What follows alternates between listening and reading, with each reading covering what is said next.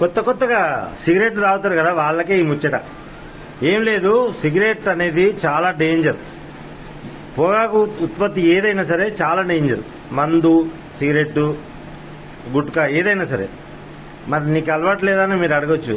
నేను సిగరెట్లు విపరీతంగా తాగినా, ఒకసారి మళ్ళీ మధ్యాహ్నం బంద్ చేసినా, ఒకటే కదని తాగినా, మళ్ళీ స్టార్ట్ చేసినా, నేను చెప్తున్నా దానివల్ల చాలా ప్రాబ్లమ్స్ వస్తున్నాయి. ఆర్థికంగా నష్టపోతాం, హెల్త్ పరంగా నష్టపోతాం. పిల్లలకు మాత్రం ఎవరన్నా మన ఇంట్లో పిల్లలు ఉంటే వాళ్ళకి ఖచ్చితంగా చెప్పండి. తాగినట్టు సమాచారం ఉంటే కొంచెం మందలించండి. సిగరెట్లు, మందు, ఈ సిగరెట్ అయితే మెయిన్. అస్సలు సిగరెట్ వల్ల చాలా నష్టపోయినా, జీవితంలో చాలా కోల్పోయాను.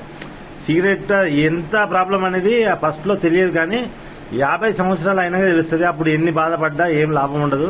దయచేసి సిగరెట్ అలవాటు ఉంటే మానేసుకోండి. నేను మానేసుకున్నా. Thank you.